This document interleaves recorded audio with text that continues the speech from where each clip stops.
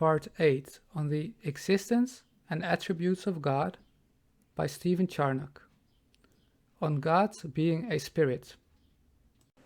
Thirdly, this doctrine will direct us in our conceptions of God as a pure, perfect spirit, than which nothing can be imagined more perfect, more pure, more spiritual.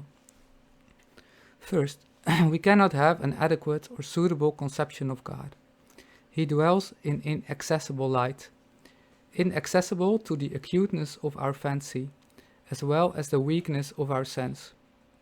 If we could have thoughts of him, as high and excellent as his nature, our conceptions must be as infinite as his nature. All our imaginations of him cannot represent him. We cannot speak or think worthily enough of him, who is greater than our words, vaster than our understandings. Whatsoever we speak or think of God is handed first to us by the notice we have of some perfection in the creature, and explains to us some particular excellency of God, rather than the fullness of his essence. No creature, nor all creatures together, can furnish us with such a magnificent notion of God as can give us a clear view of him. Yet God in his word is pleased to step below his own excellency and point us to those excellencies in his works, whereby we may ascend to the knowledge of those excellencies which are in his nature. But the creatures, whence we draw our lessons, being finite, and our understandings being finite, it is utterly impossible to have a notion of God commensurate to the immensity and spirituality of his being. God is not like to visible creatures, nor is there any proportion between him and the most spiritual. We cannot have a full notion of a spiritual nature, much less can we have of God, who is a spirit above spirits. No spirit can clearly represent him. The angels, that are great spirits, are bounded in their extent, finite in their being, and of a mutable nature. Yet, though we cannot have a suitable conception of God, we must not content ourselves without any conception of him. It is our sin not to endeavor after a true notion of him. It is our sin to rest in a mean and low notion of him, when our reason tells us we are capable of having higher. But if we ascend as high as we can, though we shall then come short of a suitable notion of him, this is not our sin, but our weakness. God is infinitely superior to the choicest conceptions, not only of a sinner, but of a creature. If all conceptions of God below the true nature of God were sin, there is not a holy angel in heaven free from sin. Because though they are the most capacious creatures, yet they cannot have such a notion of an infinite being as is fully suitable to his nature, unless they were infinite as he himself is. Secondly, but, however, we must by no means conceive of God under a human or corporal shape. Since we cannot have conceptions honorable enough for his nature, we must take heed we entertain not any which may debase his nature. Though we cannot comprehend him as he is, we must be careful not to fancy him to be what he is not. It is a vain thing to conceive him with human lineaments. We must think higher of him than to ascribe to him so mean a shape. We deny his spirituality when we fancy him under such a form. He is spiritual, and between that which is spiritual and that which is corporal, there is no resemblance. Indeed, Daniel saw God in a human form, Daniel 7 verse 9.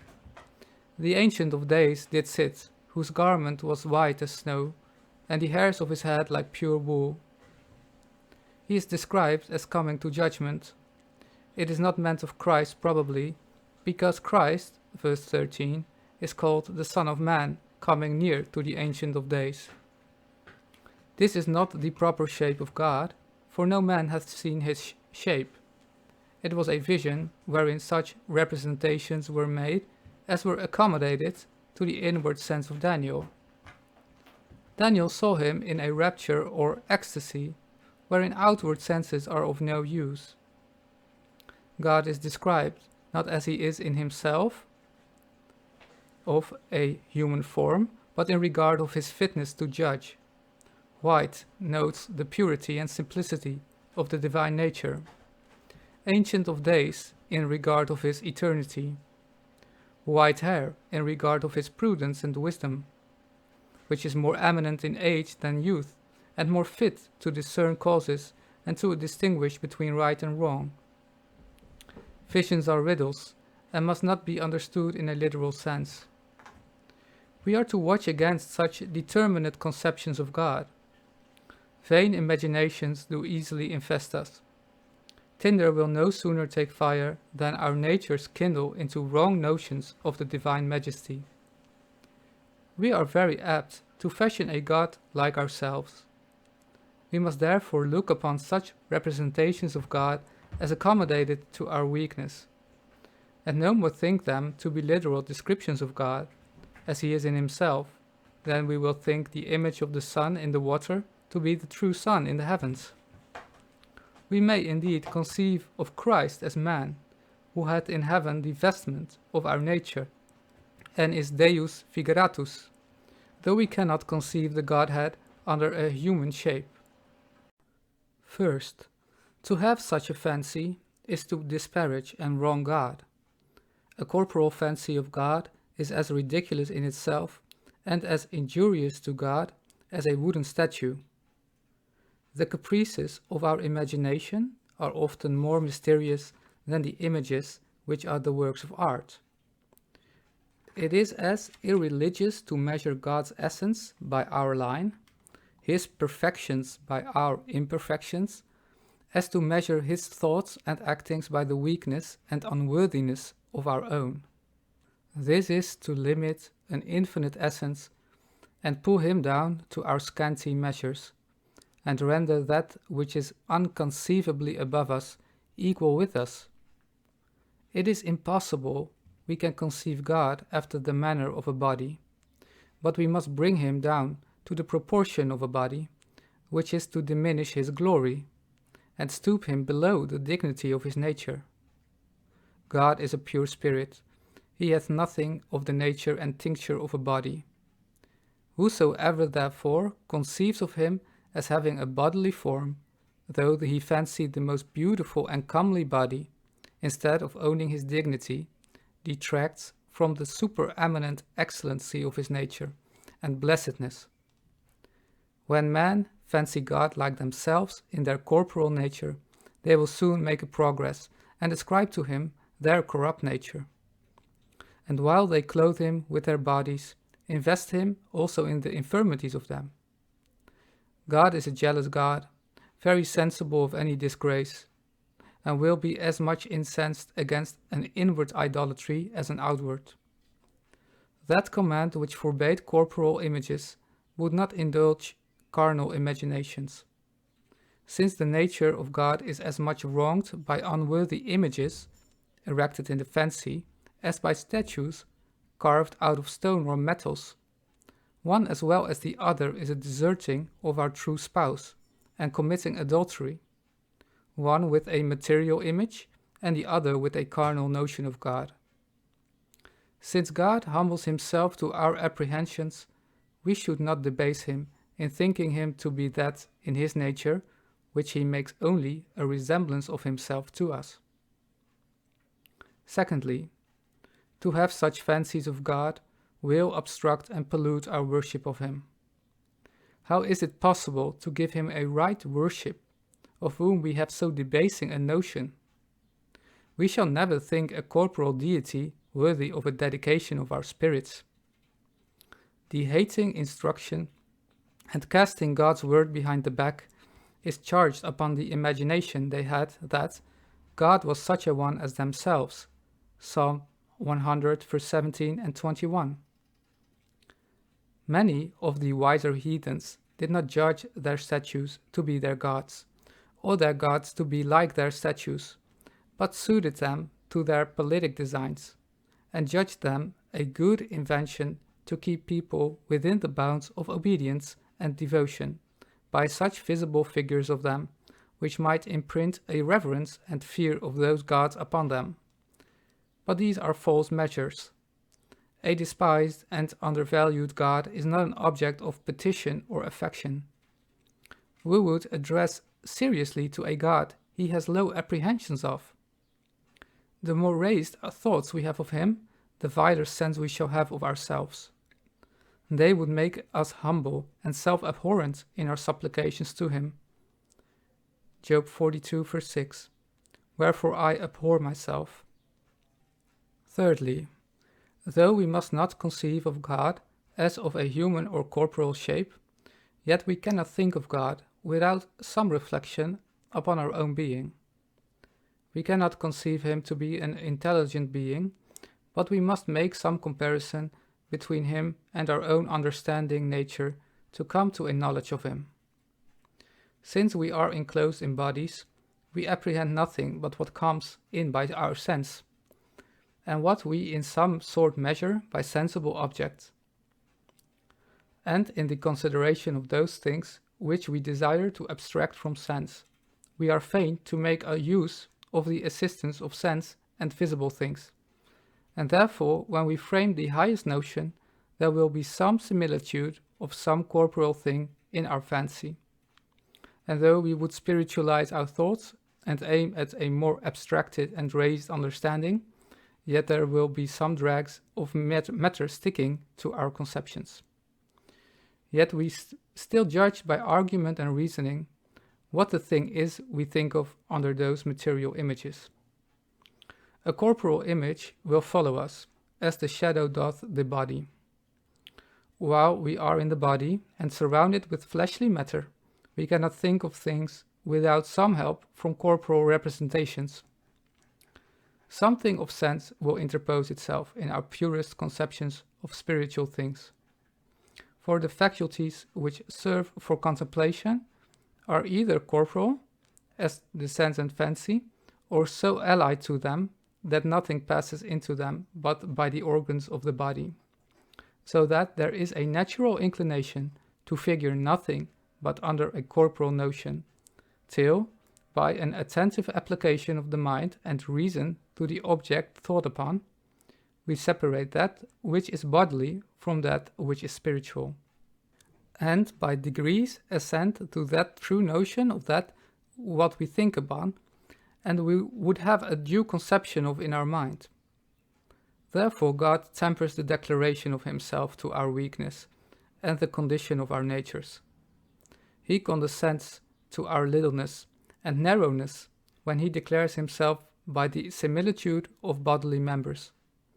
As the light of the sun is tempered and diffuseth itself to our sense through the air and vapors, that our weak eyes may not be too much dazzled with it. Without it we could not know or judge of the sun, because we would have no use of our sense, which we must have before we can judge of it in our understanding. So we are not able to conceive of spiritual things in the purity of their own nature, without such a temperament, and such shadows to usher them into our minds. And therefore we find the Spirit of God accommodates himself to our contracted and tethered capacities, and uses such expressions of God as are suited to us in this state of flesh wherein we are. And therefore, because we cannot apprehend God in the simplicity of his own being and his undivided essence, he draws the representations of himself from several creatures and several actions of those creatures, as sometimes he is said to be angry, to walk, to sit, to fly, not that we should rest in such conceptions of him, but take our rise from this foundation, and such perfections in the creature, to mount up to a knowledge of God's nature by those several steps, and conceive of him in the purity of his own essence. We cannot possibly think or speak of God unless we transfer the names of created perfections to him. Yet we are to conceive of them in a higher manner when we apply them to the divine nature, than when we consider them in these several creatures formally, exceeding those perfections and excellencies which are in the creature, and in a more excellent manner. As one saith, though we cannot comprehend God without the help of such resemblances, yet we may, without making an image of him, so that inability of ours excuseth those apprehensions of him from any way offending against his divine nature. These are not notions so much suited to the nature of God as the weakness of man. They are helps to our meditations, but ought not to be formal conceptions of him. We may assist ourselves in our apprehensions of him by considering the subtlety and spirituality of air, and considering the members of a body, without thinking him to be air, or to have any corporal members. Our reason tells us that whatsoever is a body is limited and bounded, and the notion of infiniteness and bodilessness cannot agree and consist together, and therefore what is offered by our fancy should be purified by our reason. Fourthly, therefore we are to elevate and refine all our notions of God and spiritualize our conceptions of him. Every man is to have a conception of God. Therefore he ought to have one of the highest elevation. Since we cannot have a full notion of him, we should endeavor to make it as high and as pure as we can. Though we cannot conceive of God, but some corporal representations or images in our minds will be conversant with us, as motes in the air when we look upon the heavens, yet our conceptions may and must rise higher.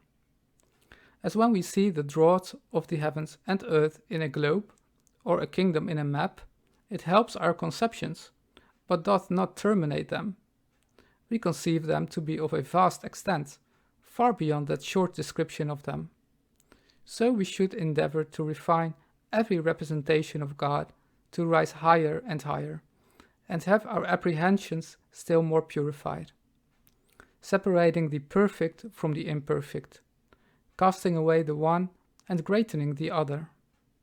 Conceive him to be a spirit diffused through all, containing all, perceiving all. All the perfections of God are infinitely elevated above the excellencies of the creatures, above whatsoever can be conceived by the clearest and most piercing understanding. The nature of God as a spirit is infinitely superior to whatsoever we can conceive perfect in the notion of a created spirit. Whatsoever God is, he infinitely is so.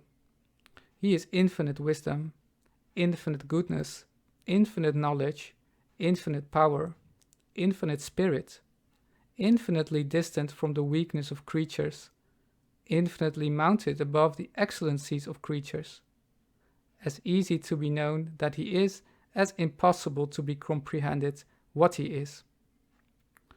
Conceive of him as excellent without any imperfection, a spirit without parts, great without quantity, perfect without quality, everywhere without place, powerful without members, understanding without ignorance, wise without reasoning, light without darkness, infinitely more excelling the beauty of all creatures than the light in the sun, pure and unviolated, exceeds the splendor of the sun dispersed and divided through a cloudy and misty air. And when you have risen to the highest, conceive him yet infinitely above all you can conceive of spirit, and acknowledge the infirmity of your own minds. And whatsoever conception comes into your minds, say, this is not God. God is more than this. If I could conceive him, he were not God. For God is incomprehensibly above whatsoever I can say, whatsoever I can think and conceive of him. Inference 1. If God be a spirit, no corporal thing can defile him.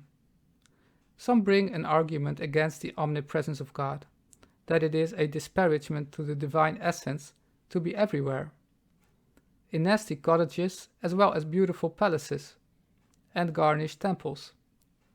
What place can defile a spirit? Is light, which approaches to the nature of spirit, polluted by shining upon a dunghill, or a sunbeam tainted by darting upon a quagmire? Doth an angel contract any soil by stepping into a nasty prison to deliver Peter? What can steam from the most noisome body to pollute the spiritual nature of God? As he is of purer eyes than to behold iniquity, so he is of a more spiritual substance than to contract any physical pollution from the places where he doth diffuse himself. Did our Saviour, who had a true body, derive any taint from the lepers he touched, the diseases he cured, or the devils he expelled? God is a pure spirit, plungeth himself into no filth, is dashed with no spot by being present with all bodies. Bodies only receive defilement from bodies. Inference 2. If God be a spirit, he is active and communicative. He is not clogged with heavy and sluggish matter, which is cause of dullness and inactivity. The more subtle, thin, and approaching nearer the nature of a spirit anything is, the more diffusive it is. Air is a gliding substance, spreads itself through all regions, pierceth into all bodies. It fills the space between heaven and earth. There is nothing but partakes of the virtue of it. Light, which is an emblem of spirit, insinuates itself into all places, refresheth all things. As spirits are fuller, so they are more overflowing, more piercing, more operative than bodies.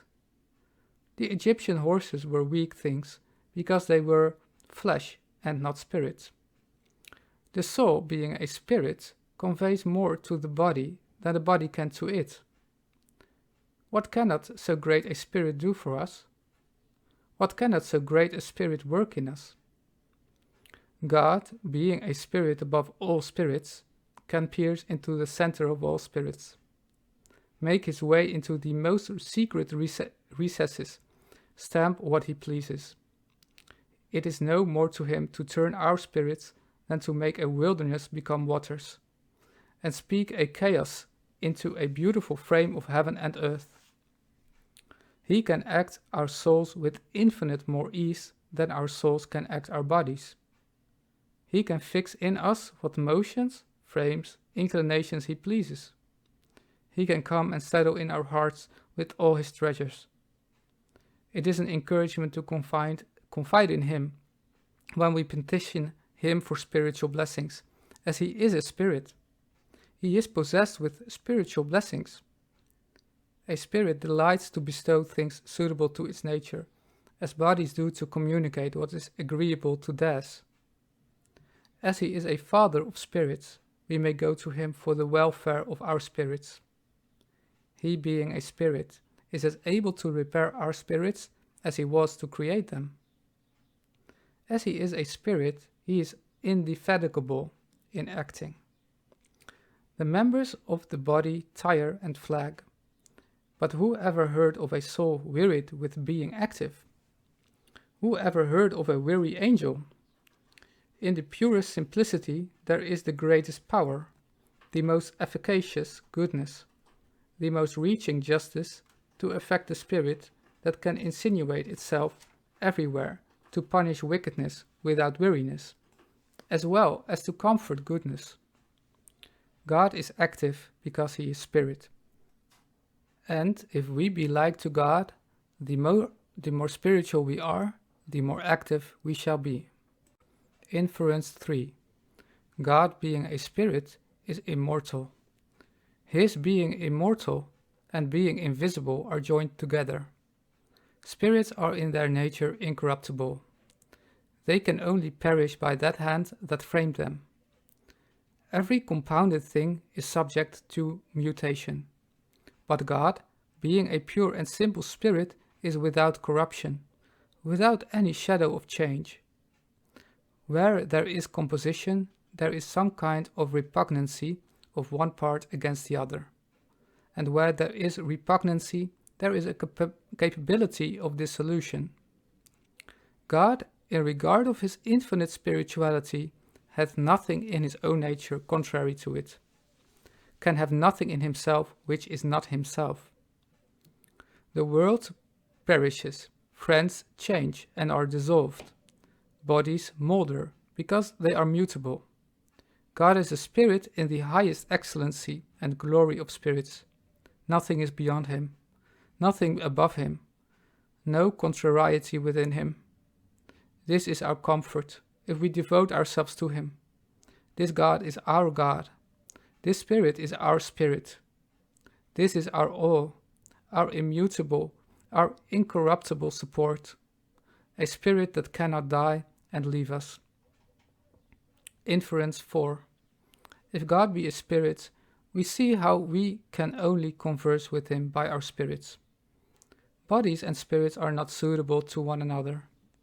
We can only see, know, embrace a spirit with our spirits. He judges not of us by our corporal actions, nor our external devotions by our masks and disguises. He fixes his eyes upon the frame of the heart, bends his ear to the groans of our spirits. He is not pleased with outward pomp. He is not a body. Therefore the beauty of temples, delicacy of sacrifices, fumes of incense are not grateful with him.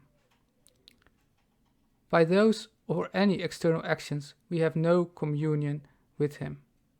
A spirit, when broken, is his delightful sacrifice. We must therefore have our spirits fitted for him, be renewed in the spirit of our minds, that we may be in a posture to live with him and have an intercourse with him.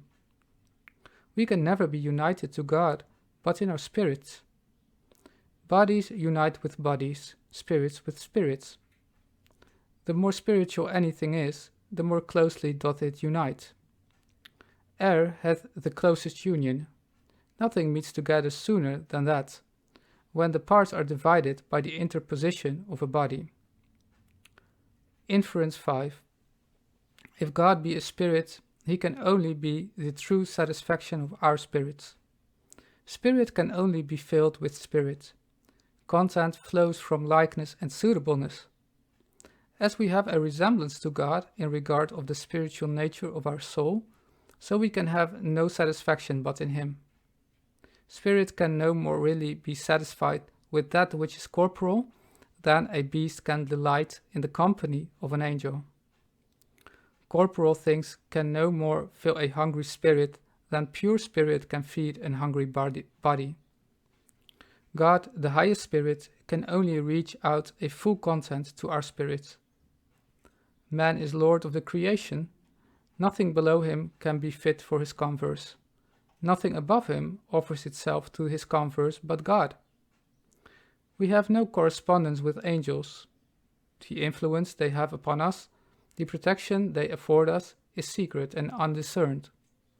But God, the highest spirit, offers himself to us in his Son, in his ordinances, is visible in every creature, presents himself to us in every providence. To him we must seek. In him we must rest. God had no rest from the creation till he had made man, and man can have no rest in the creation till he rests in God. God only is our dwelling place. Our souls should only long for him. Our souls should only wait upon him. The spirit of man never riseth to its original glory till it be carried up on the wings of faith and love to its original copy. The face of the soul looks most beautiful when it is turned to the face of God, the Father of spirits. When the derived spirit is fixed upon the original spirit, drawing from it life and glory. Spirit is only the receptacle of spirit. God as spirit is our principle. We must therefore live upon him. God as spirit had some resemblance to us as his image. We must therefore only satisfy ourselves in him. Inference 6. If God be a spirit, we should take most care of that wherein we are like to God. Spirit is nobler than body. We must therefore value our spirits above our bodies. The soul as spirit partakes more of the divine nature and deserves more of our choicest cares. If we have any love to this spirit, we should have a real affection to our own spirits, as bearing a stamp of the spiritual divinity, the chiefest of all the works of God. As it is said of Behemoth, Job 40, verse 19, that which is most the image of this immense spirit should be our darling. So David calls his soul, Psalm 35, verse 17. Shall we take care of that wherein we partake not of God, and not delight in the jewel which hath his own signature upon it? God was not only the framer of spirits and the end of spirits, but the copy and exemplar of spirits. God partakes of no corporeity. He is pure spirit. But how do we act as if we were only matter and body? We have but little kindness for this great spirit as well as our own, if we take no care of his immediate offspring, since he is not only spirit, but the father of spirits. Inference 7. If God be a spirit, let us take heed of those sins which are spiritual. Paul distinguisheth between the filth of the flesh and that of the spirit. By the one we defile the body, by the other we defile the spirit, which, in regard of its nature, is of kin to the Creator. To wrong one who is near of kin to a prince is worse than to injure an inferior subject. When we make our spirits which are most like to God in their nature, and framed according to his image, a stage to act vain imaginations, wicked desires, and unclean affections, we wrong God in the excellency of his work, and reflect upon the nobleness of the pattern. We wrong him in that part where he had stamped the most signal character of his own spiritual nature. We defile that whereby we have only conversed with him as a spirit, which he hath ordered more immediately to represent him in this nature than all corporal things in the world can, and make that spirit with whom we desire to be joined unfit for such a knot. That God's spirituality is the root of his other perfections. We have already heard he could not be infinite, omnipresent, immutable without it. Spiritual sins are the greatest root of bitterness within us. As grace in our spirits renders us more like to a spiritual God, so spiritual sins bring us into a conformity to a degraded devil. Carnal sins change us from man to brutes, and spiritual sins divest us of the image of God for the image of Satan. We should by no means make our spirits a dunghill, which bear upon them the character of the spiritual nature of God, and were made for his residence. Let us therefore behave ourselves towards God in all those ways which the spiritual nature of God requires us.